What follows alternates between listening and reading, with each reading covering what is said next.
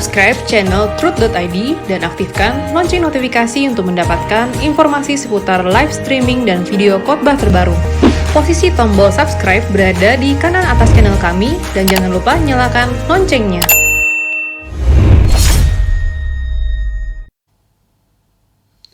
Shalom saudara sekalian, kita kembali mengikuti acara Wanita Surgawi.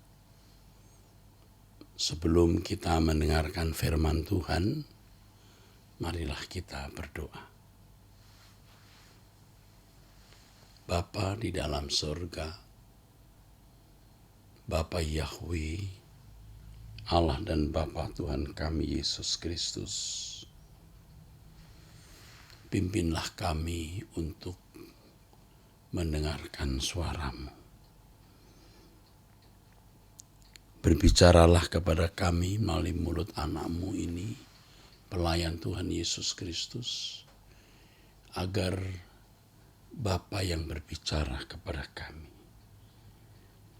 Kami mendengar Bapa berbicara, dan firman-Mu pasti menakjubkan. Berkata-katalah kepada kami, Bapa, di dalam nama Tuhan Yesus Kristus. Kami bersyukur untuk kesempatan ini, dan kami berdoa kepada-Mu. Amin. Amin. Saudaraku sekalian, beberapa kali pernah saya kemukakan bahwa kekristenan itu bukan sekedar bagian hidup kita, tetapi kekristenan itu seluruh kehidupan kita. Kehidupan kita seluruhnya adalah kehidupan sebagai orang percaya. Kalau saya sebut atau saya kalimatkan hidup kita adalah hidup sebagai orang Kristen, maksudnya bukan sekedar orang yang beragama Kristen, tetapi orang yang mengikut jejak Kristus. Kristen artinya seperti Kristus. Selama ini, saudaraku, banyak orang yang menjadikan kekristenannya sekedar bagian hidupnya. Tetapi dia tidak menyadari, karena dia merasa dimanapun dia berada, dia adalah orang Kristen dalam arti beragama Kristen. Jadi bukan hanya di gereja mengaku Kristen, di tempat pekerjaan mengaku Kristen, di pergaulan mengaku Kristen, dalam keluarga mengaku Kristen, dimanapun mengaku sebagai orang Kristen, artinya mengaku sebagai orang beragama Kristen. Dan dia merasa bahwa kekristenan itu sudah menjadi kehidupannya. Ini cara berpikir yang salah.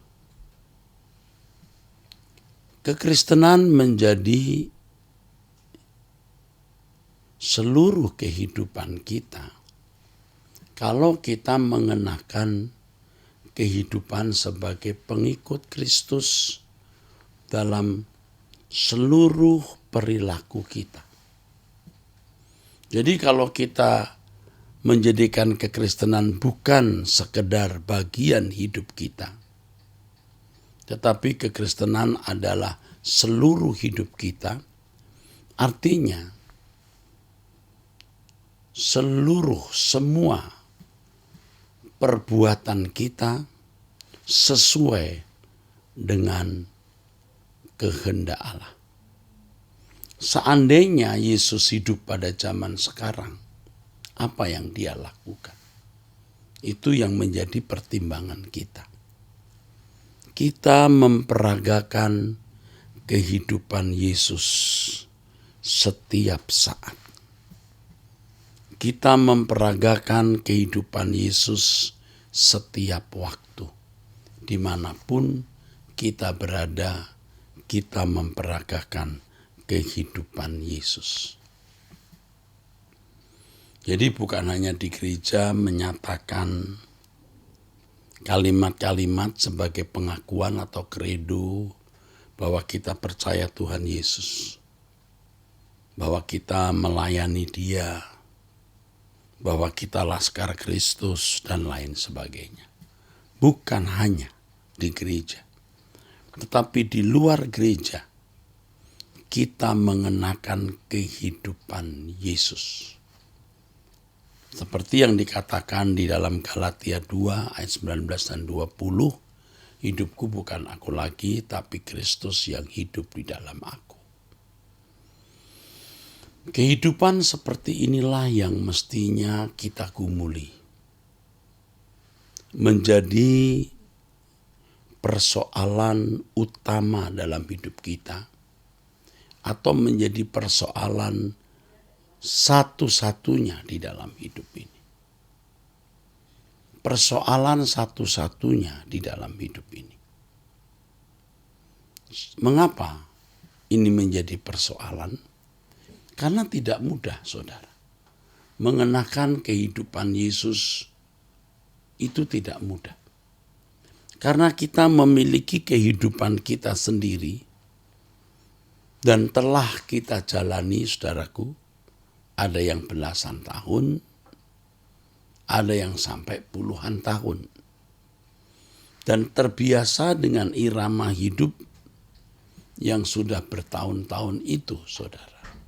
Ya, bertahun-tahun kita sudah membiasakan diri memiliki kehidupan seperti itu. Cara bicara, sikap, ya, kebiasaan-kebiasaan, itulah hidup kita. Dan banyak orang, saudara, ya, memiliki kehidupan seperti itu. Nah, hari Minggunya baru ke gereja, atau di pertengahan minggu baru datang ke persekutuan doa. Di luar itu tetap beragama Kristen, tetapi perilakunya belum tentu sesuai dengan perilaku Tuhan Yesus seandainya Yesus hidup pada zaman sekarang. Ini masalah berat, saudara. Bukan masalah ringan. Karenanya Alkitab berkata, carilah dahulu kerajaan Allah dan kebenarannya. Artinya hiduplah sebagai anggota keluarga kerajaan Allah yang benar. Dan model dari anggota keluarga kerajaan Allah itu adalah Yesus. Jadi kalau Alkitab berkata, hendaklah kamu dalam hidupmu bersama menaruh pikiran dan perasaan yang terdapat juga dalam Kristus Yesus. Artinya kita harus berpikir dan berperasaan seperti yang dimiliki Tuhan Yesus ketika menjadi manusia. Dan itu permanen, bukan beberapa menit, bukan beberapa jam, bukan sekedar beberapa hari, tetapi sepanjang waktu hidup kita. Dari detik ke detik, dari menit ke menit, saudara. Maka ini persoalan. Tidak mudah, saudara, memiliki perilaku seperti ini. Mengapa? Tadi saya sudah katakan, belasan tahun, mungkin juga puluhan tahun, seseorang telah memiliki irama hidup. Cara bicara, sikap, ya, sudah terbiasa dengan cara hidup seperti pada umumnya orang memiliki cara hidup. Sudah terbiasa demikian. Jadi bisa dimaklumi, saudara-saudara, kalau orang memiliki dualisme, artinya sebagai orang Kristen ke gereja tapi juga sebagai anak dunia dalam kehidupan sehari-hari. Ini namanya kekristenan baru menjadi bagian hidupnya, bukan seluruh hidupnya. Padahal mestinya kekristenan itu menjadi seluruh kehidupan kita, saudara. Nah, Jadi kita harus mengerti hal ini, ya, memahami kebenaran ini. Bagaimana kita di dalam menjalani hidup sehari-hari, kita mengenakan pikiran dan perasaan Kristus. Ini tidak mudah, saudara. Sebenarnya ini bisa dikatakan mustahil. Tetapi apa yang mustahil bagi manusia tidak mustahil bagi Allah. Roh Kudus akan pimpin kita sehingga kita bisa mengerti dan melakukan bagaimana menjalani hidup dengan mengenakan pikiran dan perasaan Allah itu, saudaraku. Roh Kudus yang bisa memimpin kita. Ya, pendidikan teologi belum tentu bisa. Dan mestinya tidak bisa. Sebab hanya orang yang berjalan dengan Tuhan dalam pimpinan Roh Kudus setiap saat ia dipimpin bagaimana mengenakan kehidupan Kristus di dalam dirinya. Ya, bagaimana mengenakan kehidupan Kristus di dalam dirinya. Jadi jangan merasa kalau saudara sudah sekolah Alkitab, kursus Alkitab, ya, saudara langsung dengan mudah bisa mengenakan kehidupan Kristus. Jangan berpikir demikian. Harus dalam hitungan detik ke detik, saudara. Dari menit ke menit, saudaraku.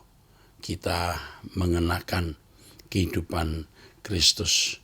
Setiap keputusan, setiap pilihan, setiap tindakan kita sesuai dengan pikiran dan perasaan Kristus. Itu benar-benar mustahil, saudara. Sukar dan tepatnya mustahil.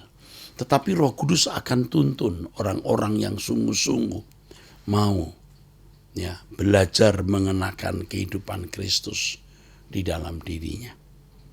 Dan inilah sebenarnya yang dikehendaki oleh Tuhan. Karenanya firman Tuhan mengatakan, jadikan semua bangsa muridku.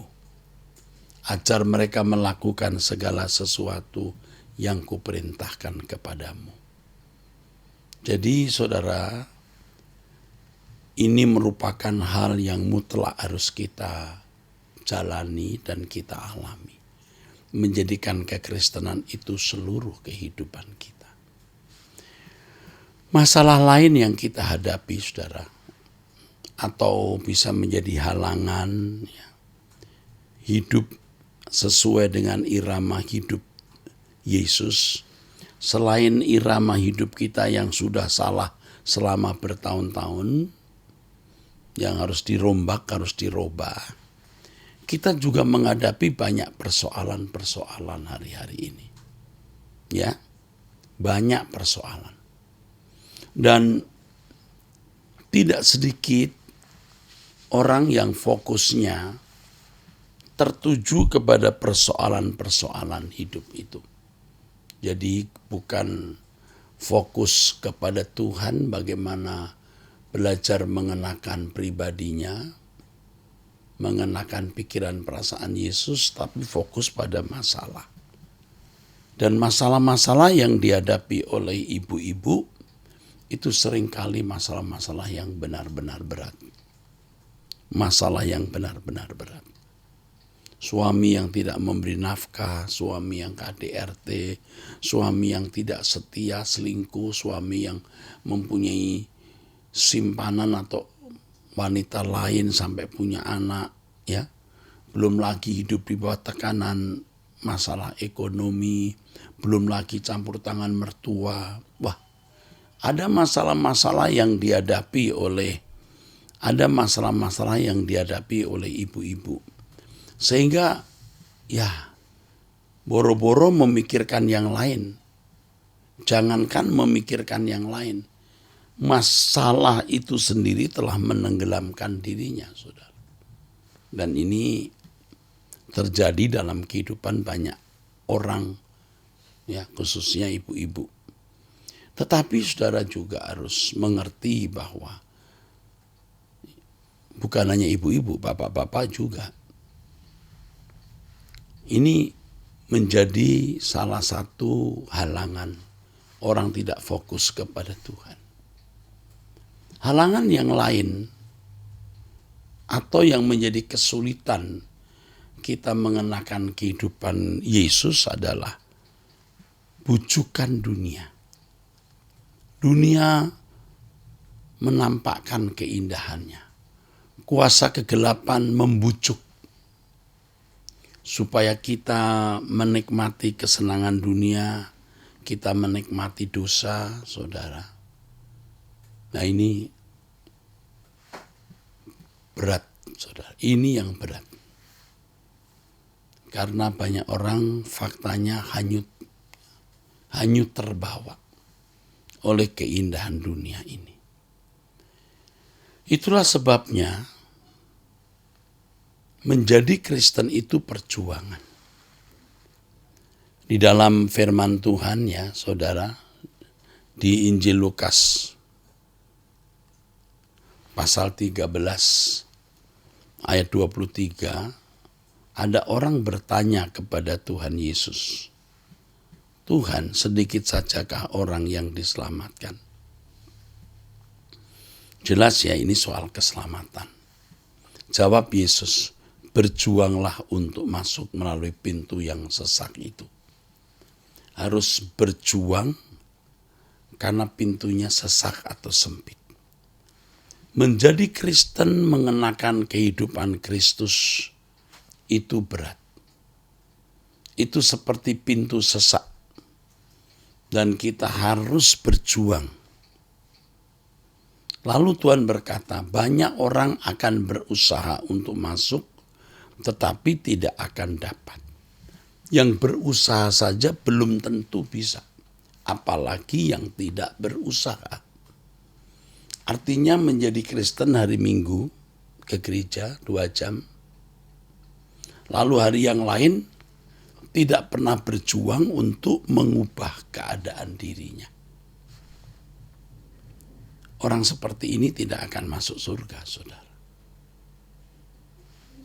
Nah, salah satu yang membuat banyak orang Kristen binasa adalah ajaran yang mengesankan bahwa masuk surga itu gampang. Ini yang terjadi dalam kehidupan orang Kristen berabad-abad. Ya, diajarkan secara harfiah. Percaya Yesus selamat. Percaya yang dipahami percaya di situ hanya pikiran setuju atau sama dengan persetujuan pikiran atau pengaminan akali, akal berkata amin. Lalu masuk surga. Ini pengaminan akali atau persetujuan pikiran. Keselamatan menjadi mudah di sini. Yang penting merasa percaya Yesus. Maka orang-orang Kristen yang sudah menjadi Kristen sejak lahir cenderung tidak memiliki perjuangan untuk mengubah irama hidupnya. Karena konsep keselamatan yang dia miliki itu dangkal, naif, dan sesat sebenarnya. Dangkal, naif, dan sesat. Percaya Yesus selamat. Percaya itu hanya persetujuan pikiran atau pengaminan akali. Secara pikiran yakin-yakin saja, lalu masuk surga. Padahal saudara, percaya itu saudara adalah bertindak. Dalam bahasa aslinya percaya itu pisteuo, artinya menyerahkan diri kepada objek, ya, menyerahkan diri kepada objek yang dipercaya. Kalau kita berkata percaya Tuhan Yesus, kita harus menyerahkan diri kepada Yesus, ikut jejak Tuhan Yesus. Orang berkata percaya Yesus, tetapi kalau tidak hidup seperti dia hidup, itu berarti tidak percaya. Maka orang percaya yang benar itu lewat proses kehidupan, makin hari makin sempurna. Makin hari akan makin serupa, makin hari akan makin sempurna atau serupa dengan Yesus, saudara. Makin hari pasti akan makin berubah. Iblis menyesatkan banyak orang Kristen dengan konsep yang salah itu. Belum lagi keyakinan bahwa kalau sudah menjadi Kristen, percaya itu pasti selamat. Makin yakin akan selamat, pasti makin selamat. Belum lagi kepercayaan bahwa dirinya sudah dipilih untuk selamat. Jadi apapun yang terjadi, pada akhirnya nanti pasti masuk surga. Padahal firman Tuhan, saudaraku, mengajarkan tidak demikian. Berpeganglah teguh sampai akhir, setialah ya sampai mati, kerjakan keselamatanmu dengan takut dan gentar, berjuanglah masuk jalan sempit. Belum lagi firman Tuhan yang mengajarkan mengenai bahwa kerajaan surga seperti bangsawan yang mengadakan pesta. Memang orang itu diundang datang, tapi harus memakai atau mengenakan pakaian pesta. Artinya kesucian hidup. Tuhan menebus manusia dari dosa. Betul. Dari perbuatan dosa. Dari cengkeraman kuasa kegelapan. Tetapi Tuhan tidak menebus karakter atau watak orang tersebut, di mana secara otomatis watak karakter orang yang ditebus itu bisa menjadi baik.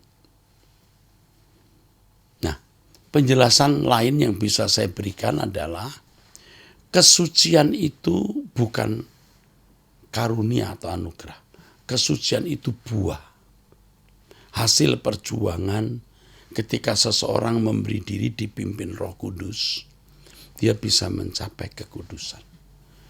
Tetapi potensi untuk mencapai kekudusan dan kesempatan yang Allah berikan, tentu dengan penebusan dan fasilitas keselamatan seperti Roh Kudus, firman, dan segala peristiwa yang Tuhan izinkan terjadi dalam hidup kita, itu anugerah.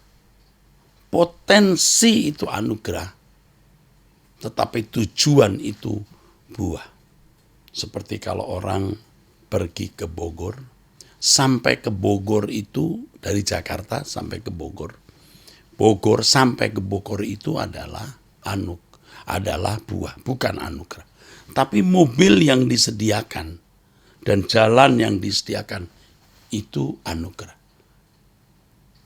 Jadi kalau anugerah dipahami all in sampai ke surga, tidak ada perjuangan. Harus memahami pengertian anugerah dengan benar, saudaraku. Saudara diberi voucher gratis untuk makan sehingga kenyang. Makan menjadi kenyang itu tidak otomatis. Voucher gratis saudara peroleh, harus berjalan menuju restoran di mana makanan disediakan. Nah, keselamatan harus dipahami demikian, saudara. Perjuangan. Menjadi serupa dengan Yesus, memiliki pikiran perasaan Kristus, itu perjuangan. Bukan hal yang mudah.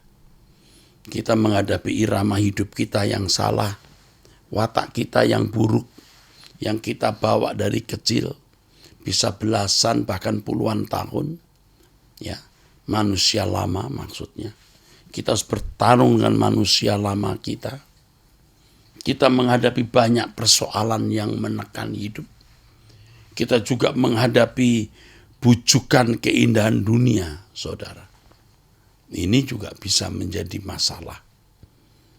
Tetapi kita harus berjuang. Kalau kita berjuang, kita pasti bisa mencapainya. Kepada saudara-saudara sekalian, khususnya ibu-ibu, juga bapak-bapak dan siapapun yang mendengar firman ini, kalau saudara betul-betul berjuang untuk menjadikan kekristenan bukan sekedar bagian hidupmu, tetapi seluruh hidupmu, Roh Kudus pasti pimpin. Di tengah-tengah pergumulan persoalan hidup yang berat, fokus saudara haruslah bagaimana makin hari makin bertumbuh di dalam kekudusan, makin hari bertumbuh makin serupa dengan Yesus. Ya. Persoalan-persoalan yang terjadi dalam hidup kita, ya, persoalan-persoalan berat, pergumulan-pergumulan berat, itu menjadi sarana Tuhan untuk mendewasakan kita. Kadang-kadang faktanya demikian ya saudara. Bahkan bisa dikatakan mutlak ya, maaf bukan kadang-kadang. Persoalan makin besar, itu makin mengubah kita. Makin mengangkat kita dari cara hidup, irama hidup yang salah. Jadi tidak heran kalau Tuhan bisa memberikan kejutan-kejutan di dalam hidup kita. Kejutan-kejutan dalam perjalanan hidup kita. Supaya kita tidak lupa, saudaraku. Supaya kita tidak lupa bahwa kita itu umat pilihan yang dipersiapkan untuk mewarisi kerajaan surga. Untuk dimuliakan bersama-sama dengan Yesus. Ada orang-orang yang mengalami penderitaan panjang sejak muda atau sejak kanak-kanak, bahkan menikah pun mengalami keadaan buruk. Seakan-akan nasib saudara sial belaka. Seakan-akan hidup saudara memang ditentukan menjadi orang yang menyedihkan. Tahukah saudara? Orang-orang seperti ini justru sebenarnya istimewa. Dengan keadaan yang sulit sejak kecil, sejak muda, saudara bisa lebih mengerti dan menerima bahwa hidup yang sesungguhnya bukan di bumi ini, tetapi di langit baru, bumi baru. Jangan merasa saudara malang, jangan merasa diri saudara sial. Waduh, apalagi memarahi keadaan yang sama juga memarahi Tuhan. Bisa, jangan begitu. Saudara harus melihat berkat kekal, berkat abadi di balik masalah-masalah hidup yang saudara alami tersebut.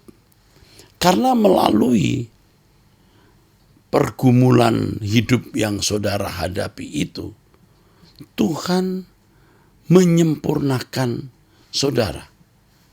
Tentu saya bicara ini, saudaraku, bukan sebagai manusia yang hidupnya dari dulu senang, enak, dan serba sukses. Saya mengalami banyak pergumulan dan persoalan. Satu lagu yang saya gubah 2 minggu ini, saudara.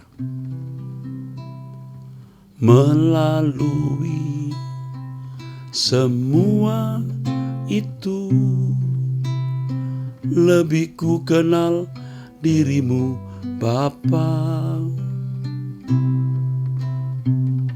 Allah yang hidup, nyata hadirmu dalam hidupku. Melalui semua itu, lebih ku alami kasih-Mu, Bapa. Elohim Yahweh, Bapa yang baik, menyertaiku.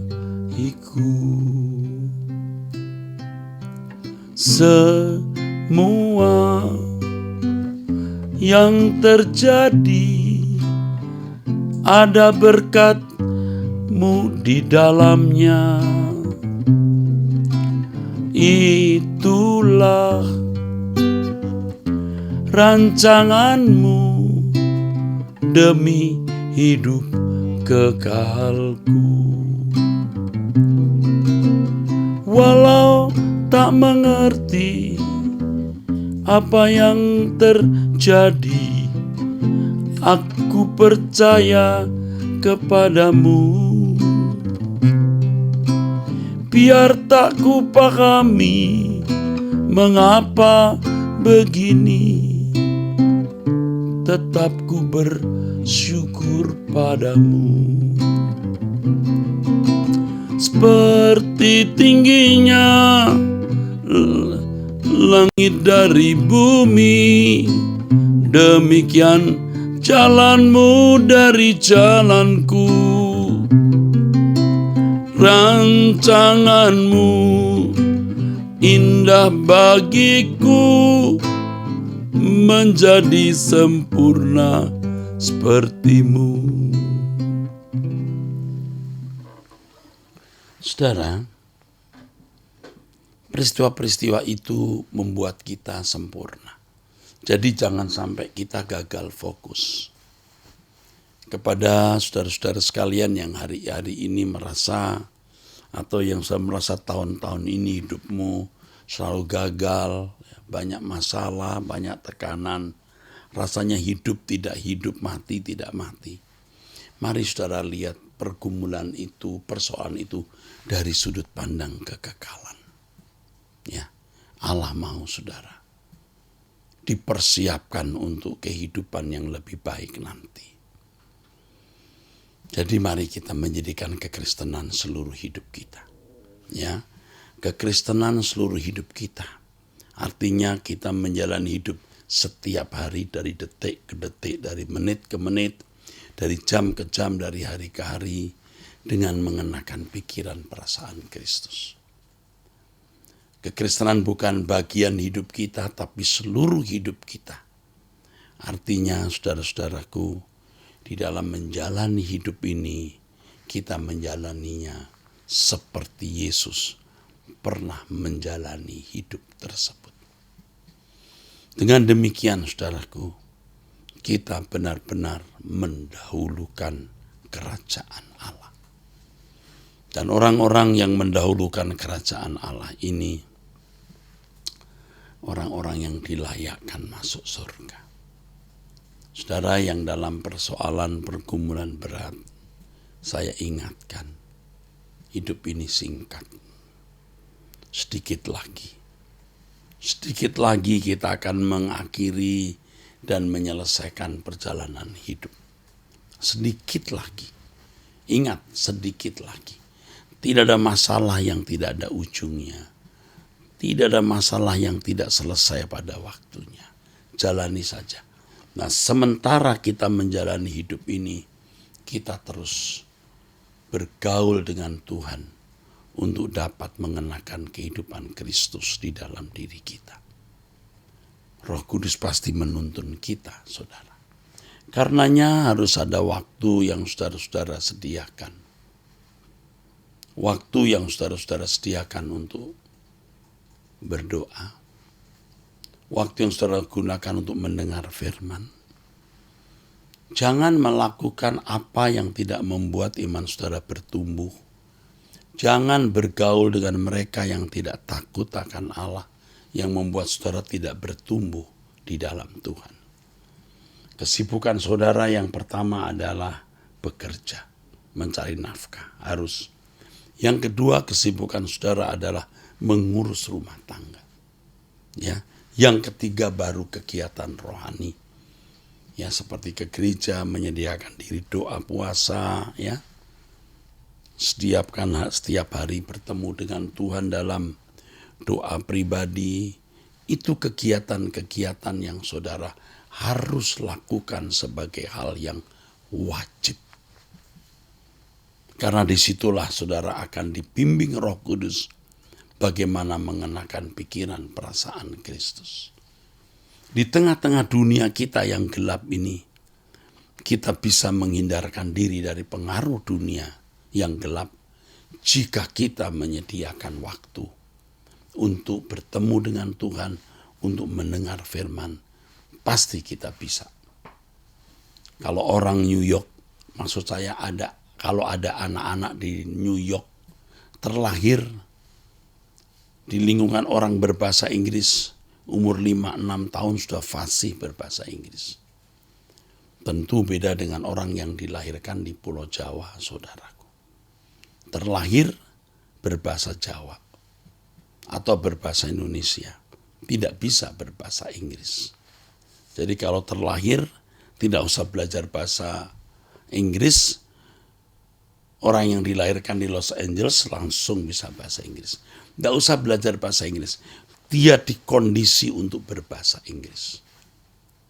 Tapi kalau di Jawa tidak bisa, terkondisi berbahasa Jawa. Ini sama dengan kalau kita hidup di tengah-tengah dunia yang gelap dan jahat ini. Kita terkondisi menjadi orang jahat. Karena lingkungan jahat, ya, kita terpengaruhi. Bagaimana supaya tidak terpengaruhi? Belajar. Belajar kehidupan Yesus. Waktu kita sediakan untuk itu. Bagaimana orang yang terlahir di Pulau Jawa bisa bahasa Inggris? Lingkungannya berbahasa Jawa, lingkungannya berbahasa Indonesia. Bagaimana bisa berbahasa Inggris? Sediakan waktu setiap hari belajar bahasa Inggris. Pasti bisa berbahasa Inggris. Ya. Ada anak-anak yang di keluarga-keluarga yang orang tuanya selalu mengajar bahasa Inggris dan sekolahnya pun sekolah internasional. Lingkungannya berbahasa Indonesia. Dia tidak bisa bahasa Indonesia dengan baik. Yang dia lancar bahasa Inggris. Kok bisa? Ya karena dididik. Demikian pula kalau kita memberi diri dididik oleh Roh Kudus, kita tidak akan serupa dengan dunia. Kekristenan bukan menjadi bagian hidup kita, menjadi seluruh hidup kita. Ya, demikianlah pesan Tuhan di wanita surgawi ini. Tuhan memberkati saudara-saudara sekalian, ya. Kita berdoa, Bapa, pimpinlah kami untuk menjadikan kekristenan seluruh hidup kami, bukan bagian hidup kami. Terpujilah namamu Bapa Yahweh, dalam nama Yesus Kristus. Amin.